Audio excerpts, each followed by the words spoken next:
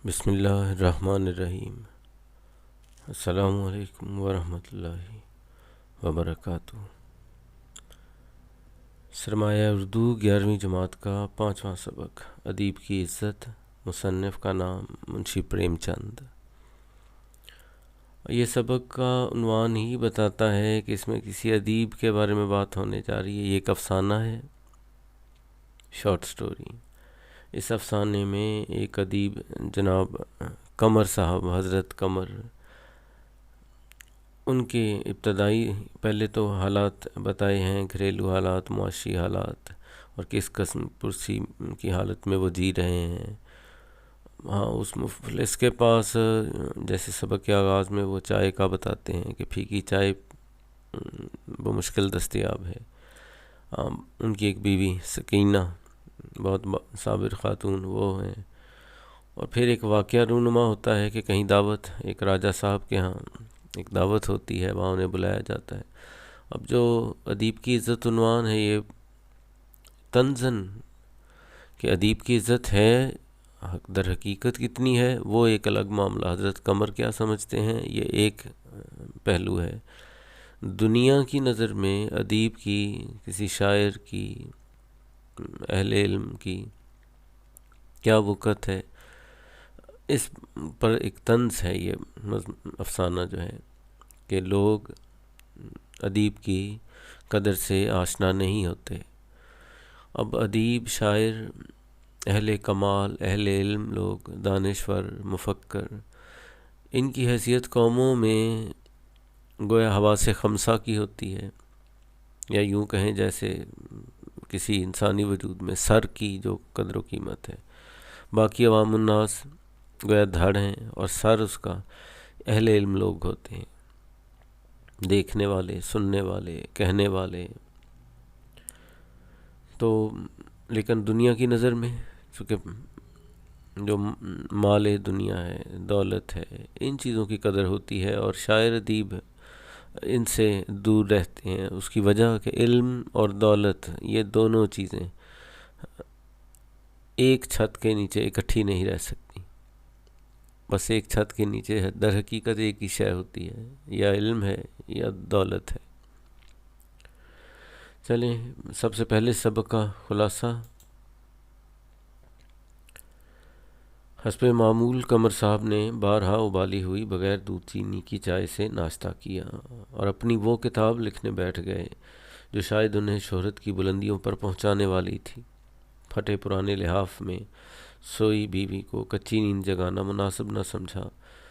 जब जागी तो फीकी चाय का सुनकर उसके दिल में मलाल आया कि मगर हज़रत कमर की वही बेनियाजी कि फीकी चाय सेहत के लिए अच्छी होती है। यूरोप में लोग चाय में दूध नहीं मिलाते, यह रईसों की इख्तरा है। अदबी खिदमत का रोग उनकी जवानी खा गया था और अब 40 साल की उम्र में बुढ़ापा घेरे बैठा था। फ़िक्र सुखन में ज़रूरियात ज़िंदगी भी फरामोश कर चुके थे। अगरचे अभी ज़माने को नाकदरी का मौका भी नहीं मिला था, फिर भी कभी कभी अपनी तहरीरों को बेमानी ख्याल करने लगते। हौसला अफजा बात ये थी कि उनकी बीवी सकीना सब्र में उनसे भी एक कदम आगे थी। कमर साहब का ख्याल था कि सैर करना भी वक्त का ज़िया है, और ये अमीरों और सरकारी अफसरों का शौक़ है जिन्हें मुआश की फ़िक्र नहीं। अदीब तो मज़दूर होता है जिसे लिखते हुए यह तसल्ली होती है कि वो कुछ कर रहा है। सकीना उनकी इस यासियत पर, नाउमीदी पर, मायूसी पर रंजीदा हो जाती।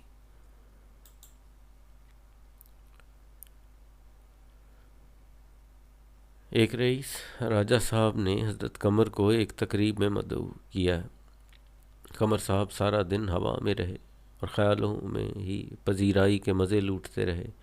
एक नज़्म लिखी जिसमें फसाना हस्ती को फरामोश करके ज़िंदगी को एक बाग से तशबीह दी। दोपहर को नहा धोकर मुद्दतों पुराने कपड़े पहने तो बीवी ने समझाया कि इससे तो अच्छा था कि माजरत कर लेते। राजा साहब के यहाँ लोग सादगी नहीं, लिबास देखेंगे। कमर साहब का फ़लसफ़ा था कि राजा साहब ने उनका लिबास नहीं बल्कि अदबी कामत देखकर ही बुलाया है। दादो तहसीन में एक लज्जत यकताई होती है और ज़ोफ़े ईमान में ये जज्बा और भी परवान चढ़ता है। बीवी ने हार मानते हुए घर में फाकों की आमद की पेशगी इतला दे दी। सोचा एक दो अखबारों के ज़िम्मा कुछ रकम है, आ गई तो ठीक, वरना फाके। अब अगर दिन रात हिम्मत से बढ़कर काम करने से भी फाके हों तो कोई क्या करे। मियाँ बीवी जिस जिस से कर्ज ले सकते थे ले चुके थे। तकरीब का ख्याल आया तो फिर से शराबे हस्ती का पीछा करने लगे। शाम को बोसीदा अचकन, फटे जूते और बेतुकी सी टोपी पहने कमर साहब अकड़े हुए घर से निकले तो दुनिया का आखिरी अजूबा मालूम होते थे। खिलाफे मामूल दुकानदारों के तकाज़ों से बेखौफ होकर बाज़ार का चक्कर लगाया, फिर दूसरा चक्कर लगाया, लेकिन किसी ने तवज्जो न दी। फिर खुद ही हाफत समद बसाती की दुकान पर चले गए। उधार का जिक्र चल निकला तो कमर साहब की मुराद भर आई। राजा साहब की दावत का मुफस्सल तस्करा करके हाफिज को मरऊब किया, शेर को सवा शेर बताया, पान खाया और आगे बढ़ गए। अब एक बज़ाज़ के पास रुके। राजा साहब का सुनकर उसकी भी राल टपकने लगी। ये महाज सर हुए तो कमर साहब का रुख राजा साहब के बंगले की तरफ था। राजा साहब के बंगले के बाहर गाड़ियों की लंबी कतारें लगी थीं। मेहमानों को झुक झुक कर खुशामदीद कहते दरबान ने जब सिर्फ कमर साहब से दावती कार्ड मांगा तो वो बुरा मान गए। दरबान ने माजरत की कि उन जैसी रौनक महफिल हस्ती से तारुफ न था। अंदर पहुँचे तो राजा साहब ने मेहमानों से हज़रत कमर का तारुफ अपने शान निशान कराया। एक अंग्रेज़ी फ़लसफ़ा ज़दा से रहा न गया। उसने कमर साहब को अंग्रेज़ी कुतुब के तराजुम का मशवरा दे डाला। कमर साहब ने मज़म्मत आमेज़ लहजे में जवाब दिया कि अभी मगरब को हमारे रूहानी तजर्बे से सीखने की ज़्यादा ज़रूरत है। राजा साहब ने अंग्रेज़ी पोश की हिमायत करके कमर साहब को टाला।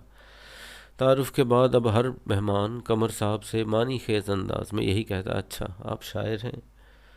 कमर साहब अपने फ़ैसले पर नादम थे। इतने में मेहमान खसूसी की आमद पर लोगों में हलचल मच गई।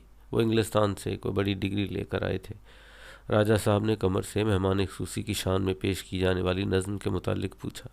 कमर साहब के मुंह से नहीं सुनकर झल्ला कर बोले कि अभी कोई चीज़ लिख लो या किसी और शायर की नज़्म ही पढ़ डालो। हज़रत कमर ये कहकर वहाँ से चले आए कि वो कोई भांड या मिरासी नहीं है। मुतमईन चेहरा लिए घर लौटे तो बीवी समझी कि बहुत इज़्ज़त अफजाई हुई होगी, मगर वो इसलिए खुश थे कि जान गए थे कि वो एक चिराग हैं जिसका काम सिर्फ जलना है, और ये कि अदबी खिदमत ऐन इबादत है। खुलासा इख्तिताम पजीर हुआ।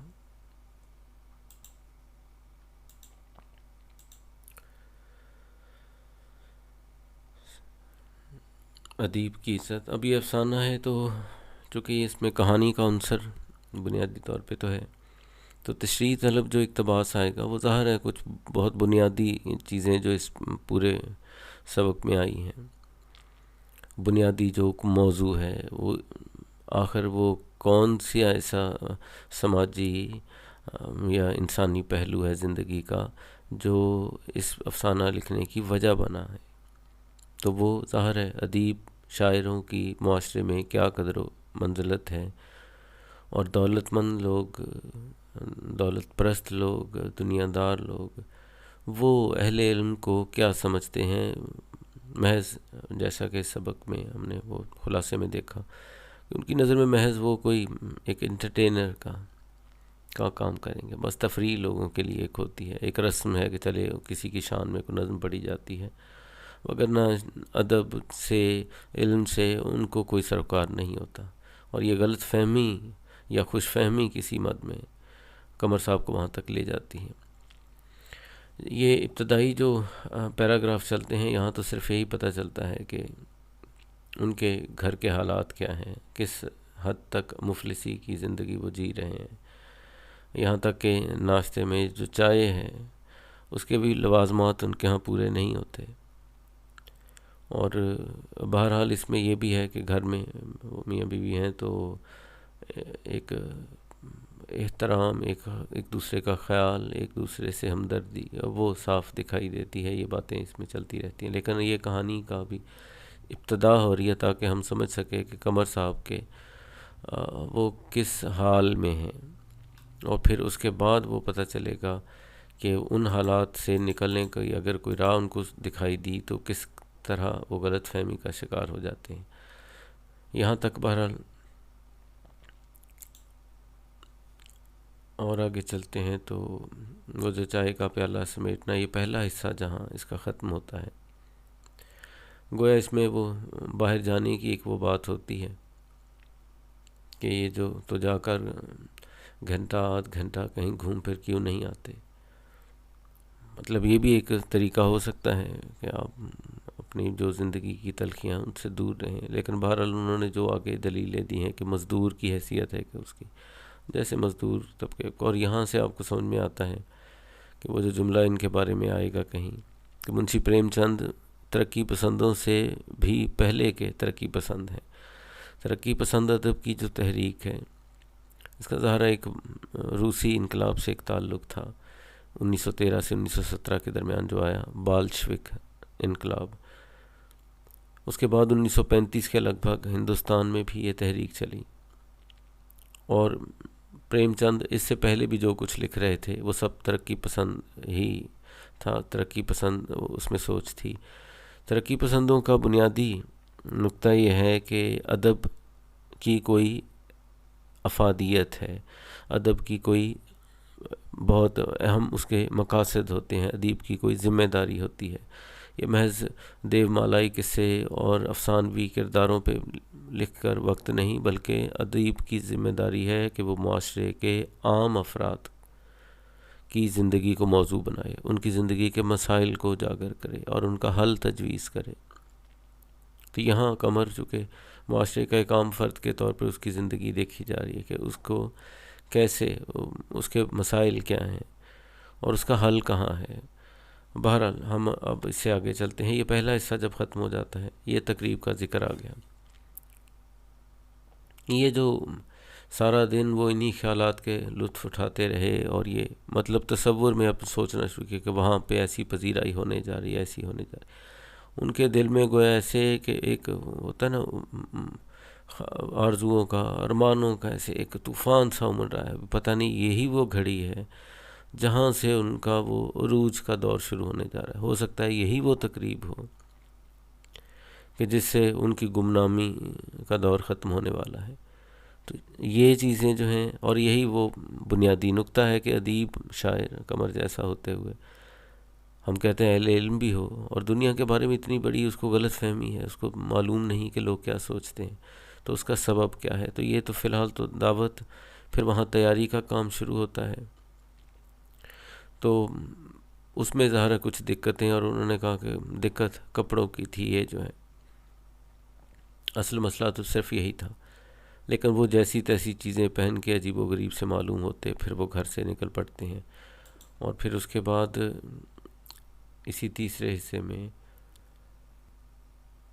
वो यानी उनकी बीवी जो है वो समझाना शुरू करती हैं ये हिस्से में कि बेहतर है कोई बहाना इंसान को उज़र पेश कर दे, मतलब इस हाल हो जाना, चूँकि लिबास ऐसा नहीं है कि लोगों में और ऐसी दावतों में उठने बैठने के वो लायक हो, तो ऐसे मजाक बनने से तो बेहतर है कि इंसान जाने से माजरत करे।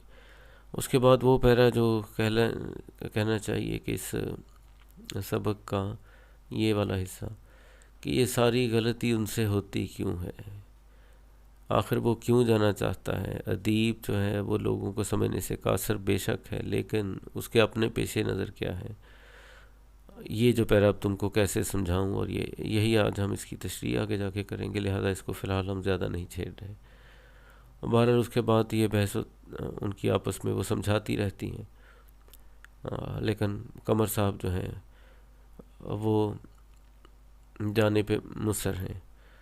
और फिर मान उन पर नशा सा छा गया, गुरूर से बोले नहीं अब रात को न जाऊंगा। जिसे राजा लोग मधु करें, वो ऐसा वैसा शख्स आदमी नहीं हो सकता, ठीक है, कोई मामूली रईस नहीं। और ये बातें मतलब है कि आखिरकार वो कायल नहीं हो पाते कि जाना ज़रूरी है, चाहे लोग जो भी सोचते हों। लेकिन जो उनका असल मैदान है, वो शायर हैं, अदीब हैं, एक इल्मी शख्सियत है, उस एतबार से वो हर एतबार से वो किसी से कम नहीं है। लिहाजा ये जो रात को ना जाऊंगा, पहले वो मान गए थे कि चिराग जलने के बाद जाऊं ताकि वो ज़ाहरी हालत जो है वो ज़्यादा नुमाया ना हो, लेकिन अब वो खौफ भी उन्होंने दिल से निकाल दिया।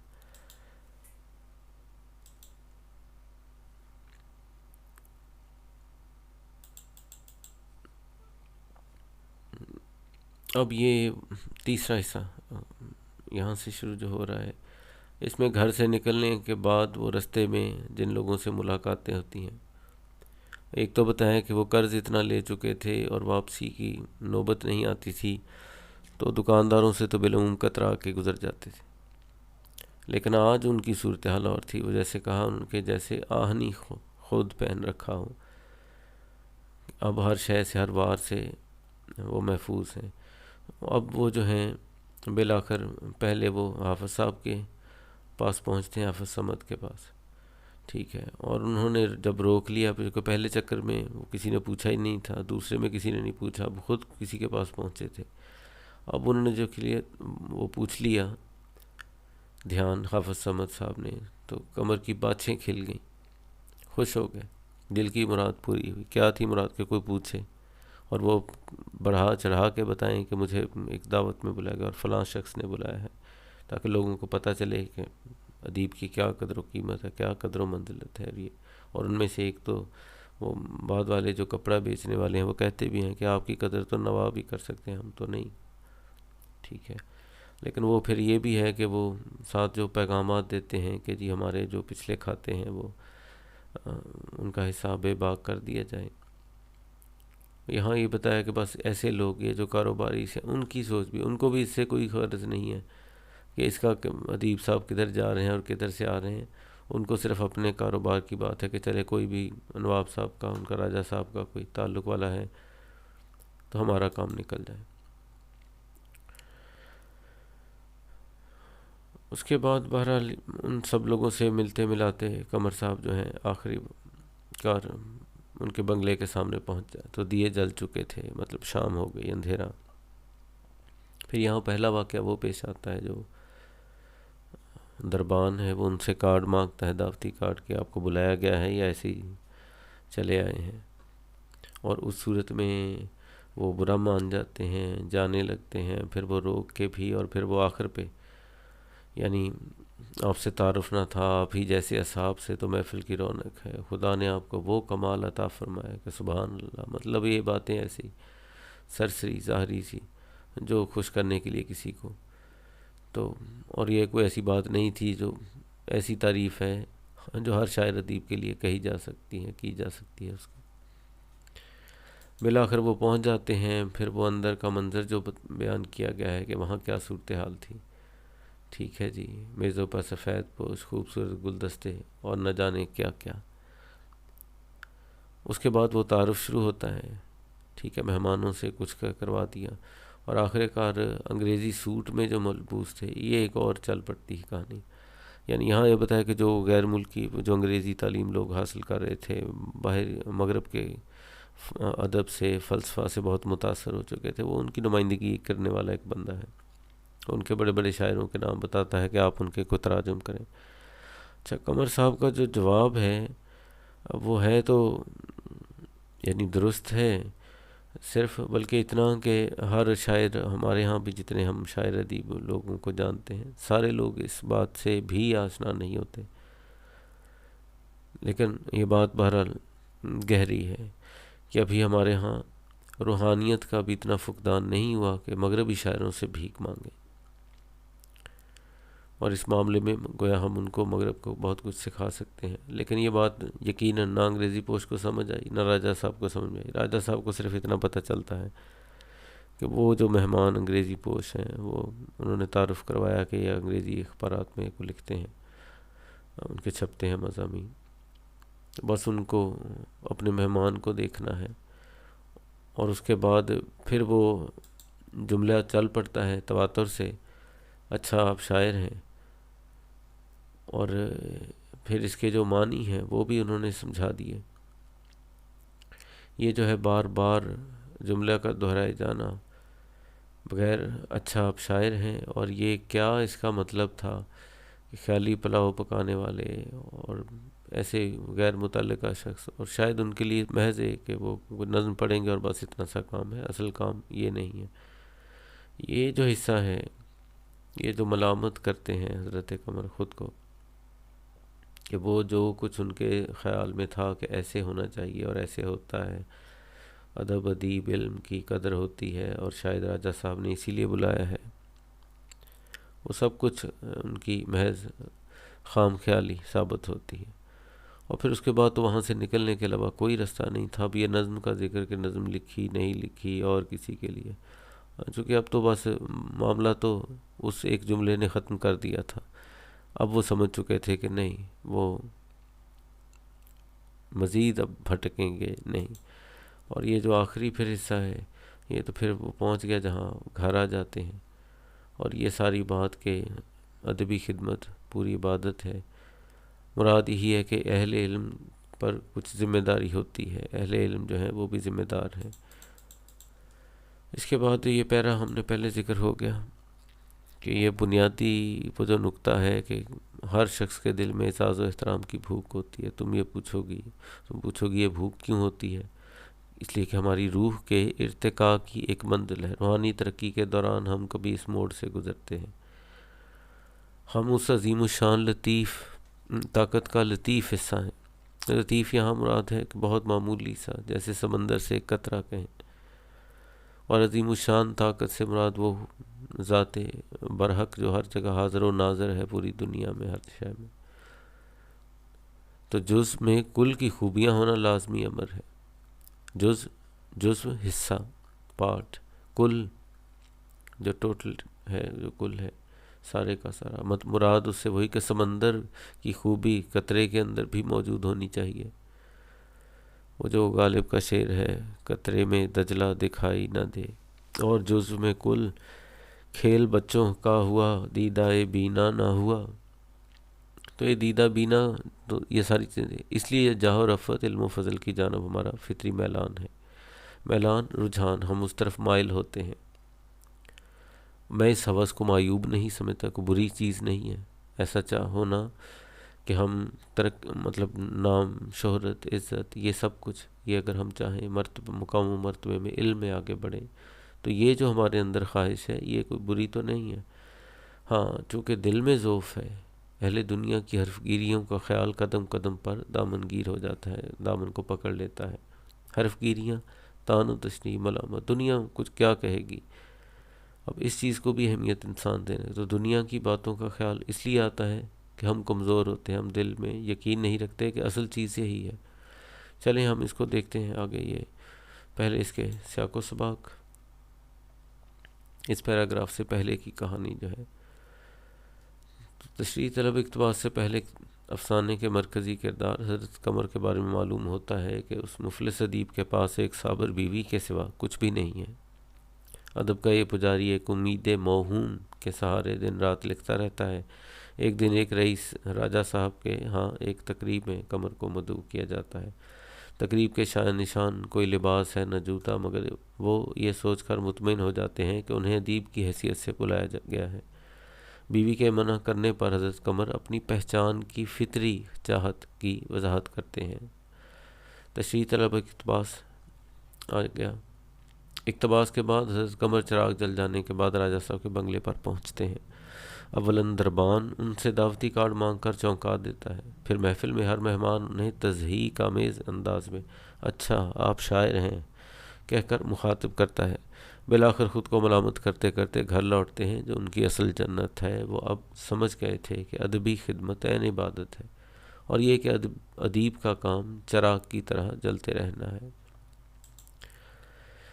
तशरीह की से सुर्खी, हेडिंग सुर्खी आ गई। लिखते रहे जुनू की हिकायाते खूं चकां, हर चंद इसमें हाथ हमारे कलम हुए। गालिब का शेर। अदीब लिखने वाले जो फिर इनके साथ होता है। ज़ेरे तशरीह इक़्तिबास में इस सवाल का जवाब बखूबी मिल जाता है कि आखिर कमर साहब जैसा अदीब और शायर इस बात से बेखबर क्यों है कि लोग क्या सोचते हैं। रूहानी इर्तिका की ये कौन सी मंजिल है जहाँ पहचान की चाहत पैदा हो जाती है। हदीस कुदसी शरीफ का मफहूम है हदीस भी लिखी गई और उनका मफहूम ही कहें। बिस्मिल्लाहिर्रहमानिर्रहीम। कुन्तु कंजन मख्फिया, मैं छुपा ख़जाना था। फ़हबब्तु अन उरफ़ा, मैंने चाहा कि पहचाना जाऊँ। फ़खलक़तुल खल्क़, बस मैंने खल्क़ को पैदा किया। ये अल्लाह ताला का फरमान है। अल्लाह ताला ने अपनी पहचान के लिए मखलूक को पैदा किया और उसे अपनी फितरत पर पैदा किया। इंसान इज़्ज़त और शोहरत चाहता है, सराहा जाना सबको अच्छा लगता है। इस ख्वाहिश का पैदा होना फितरी अमल है। मुसन्निफ़ अल्लाह ताला की ज़ात को कुल और इंसान को जुज़्व कहता है। गोया पहचान की ख्वाहिश फितरी है और अपनी तख्लीक के लिए अपनी पहचान कराता है, तख्लीक के ज़रिए। शऊर की सतह पर पहुंचकर इंसान में अपनी पहचान का जज्बा पैदा होता है। हज़रत कमर की शायरी उनकी तख्लीक है और उनकी पहचान का ज़रिया भी यही शेर व अदब है। ये कासमी साहब का शेर आ गया। शायरी रूज़े अज़ल से हुई तख्लीक नदीम, शेर से कम नहीं इंसान का पैदा होना। यानी अभी तक हम ये कहने की कोशिश कर रहे हैं कि जैसे अल्लाह ताला की ज़ात पहचाने की ख्वाहिश उसकी चाहत थी, तो जैसे अल्लाह ताला की चाहत थी इंसान को अपनी फितरत पे पैदा किया, तो इंसान में भी वो चाहत पैदा हो जाती है। और फिर जैसे अल्लाह ने मखलूक पैदा की और सब कुछ, और उसमें इंसान बेहतरीन मखलूक हुई, ऐसे ही इंसान की तख्लीक में गोया जैसे कासमी साहब कह रहे हैं कि शायरी शेर ये इंसान की बेहतरीन खूबसूरत तरीन तख्लीक है। अब बात को आगे लेके चलते हैं। यही पहचान की चाहत दरअसल वो खूबी है जो खुदाई है और इंसान में भी मौजूद है, इसलिए कमर उसे बुरा ख्याल नहीं करते। आते हैं गैब से ये मज़ामी ख्याल में, गालिब सरीर खामा नवाए सरोश है। ये जो कलम चलने की आवाज़, ये भी फरिश्ते की आवाज़ है। शायर के नज़दीक उसका कलाम फितरत की आवाज़ होता है, वो फितरत का तर्जुमान होता है। शायर इंसान की अज़मत का कायल होता है। शायर ज़िंदगी के बेकरां समंदर की गहराइयों से इंसान के लिए उम्मीद और खुशी के अनमोल मोती ढूंढ कर लाता है। ये काम जुए शीर लाने से कम नहीं। शायर ज़िंदगी के नए मानी तलाश करता है और इसी काविश की दाद चाहता है। जश्न की तरह गुजारी है हयात, दाद बेदाद कुछ तो हो साहिब। इस सच के बावजूद कमर साहब बिलअमूम लोगों से कतराते हैं। घर से बाहर निकलना उन्हें नसीब नहीं। उनके मुआशी हालात से मालूम होता है कि अपने अंदर सच्चाई की शमा रोशन रखने के लिए सब्र और ज़ुहद दरकार है। दुनिया की हवस और दौलतमंदी किस तरह इंसान को शऊर और अखलाकियात से महरूम कर देती है। अल्लामा साहब की वो जो साहबजादे के नाम लिखी हुई जो गज़ल आई थी, उसका वो मिसरा, खुदी न बेच गरीबी में नाम पैदा कर। यानी हज़रत कमर भी कोई ऐसी कैफियत में है कि उस हाल में रहकर नाम कैसे पैदा करना है। सकीना के समझाने का ये असर ज़रूर होता है कि कमर साहब चिराग जल जाने के बाद जाने का फ़ैसला करते हैं। अलबत्ता जाने का फ़ैसला बरकरार रहता है। दिल के किसी नेहा खाने में एक इम्कान और एक अरमान मौजूद रहता है कि हो सकता है यही वो तकरीब हो जहाँ से उनकी शोहरत का सूरज तुलू होना है। कारे दरिया में भी आ निकलेगी सूरज की किरण, मुझको आता नहीं महरूम तमन्ना होना। कासमी साहब का एक उसी गज़ल का शेर। कमर साहब अपनी गोशा नशीनी का सबब भी जानते हैं। वो लोगों से क्यों नहीं मिलते थे, वो ईमान का ज़ोफ़ क्या है कि लोग अदबी काम खिदमत को बेकार काम समझते हैं। दुनिया की नज़र में अदीब महज एक ज़रिया तफरी है, दौलतमंदों के नज़दीक शायरी तकरीब का महज एक लाजमा है। इसलिए वो लोगों से ज़्यादा मेल जोल नहीं रखते। ये कमर साहब की बात है। दुनिया की बेदादगरी दाद ना देना, बेकदरी करना की आदत की वजह से वो शोहरत से दूर रहे हैं। राजा साहब के यहाँ जाना दरअसल शोहरत के शराब का पीछा करने जैसा था। फैज़ कहते हैं, हम परवरिश लौहो कलम करते रहेंगे, जो दिल पे गुज़रती है रकम करते रहेंगे। एक तर्ज़ तगाफुल है सो वो उनको मुबारक, एक कर्ज़ तमन्ना है सो हम करते रहेंगे।